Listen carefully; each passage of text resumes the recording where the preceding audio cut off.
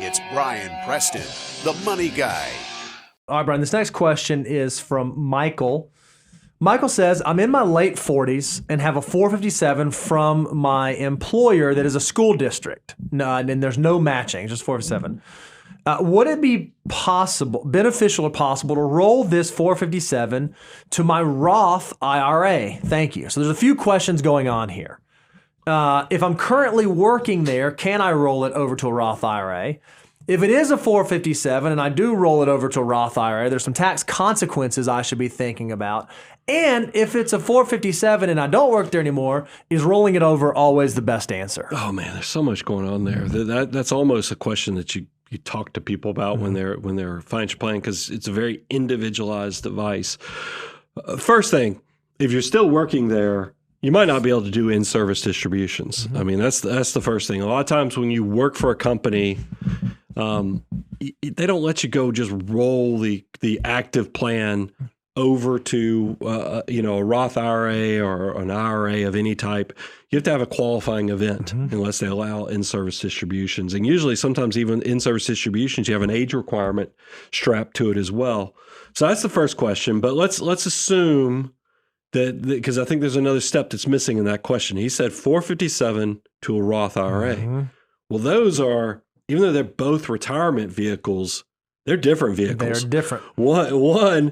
One might be, and we'll just use an example of like a sports car. Let's just say a Roth IRA is a sports car because it's grown completely tax-free. It's shaped so it cuts through the wind a lot easier than that big old flatbed truck that you got over here that's just sitting up in the wind. And that's kind of like a retirement account is. Yeah, it's a great vehicle for moving lots of assets, but it's hitting that wind really hard because it's just not shaped the same way that sports car is. They are both vehicles, both retirement vehicles, but they're very different. To turn the flatbed truck, and maybe it's a car carrier that's got sports cars on it, you've got to have a conversion process. You have to pay the income tax at some point to offload those assets from that vehicle to get them over to the Roth. So that's the first thing, is that realize if you're going to convert a traditional 457 into a Roth IRA, there's a conversion process where you have to pay income taxes and pay attention to that. Now, there's a chance that this is a Roth 457. Like I said, we don't know the variables. So that would allow you to potentially roll the money into a Roth. But then now you got to think about several different things. First of all, 457s, they don't have a prepayment, meaning that if you want to get access to that money at 49 years of age, no big deal. 52, no big deal.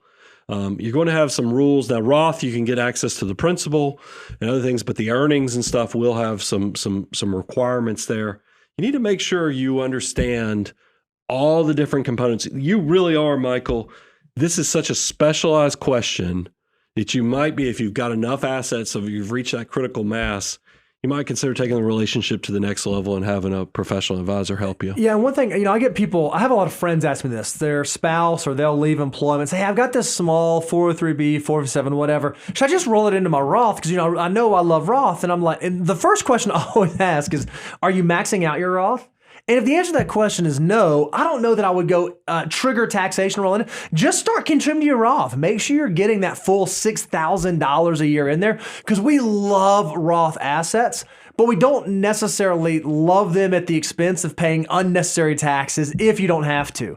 So I would also think through that. Have you exhausted all of your other tax-free building opportunities? That's a Roth for you, Roth for your spouse. Even if your spouse does not work, you can do a spousal Roth IRA. And are you doing health savings account, HSA? Just between those three, if you're under 50 and you have family coverage on a high deductible plan, well, 6 and 6 is 12,000, 12,000 and 7,300 is like, I'm going to say almost 20,000. I don't do public math, but it's around that, right? That's a lot of money you can get going into the tax-free side of the equation without having to do any fancy gymnastics. That's just straight up contributions. I would make sure you're exhausting those first, even before you think about converting old accounts or anything like that. And I love that you just basically covered step number five That's right. of the financial order of operations, which is all your tax-free growth opportunities.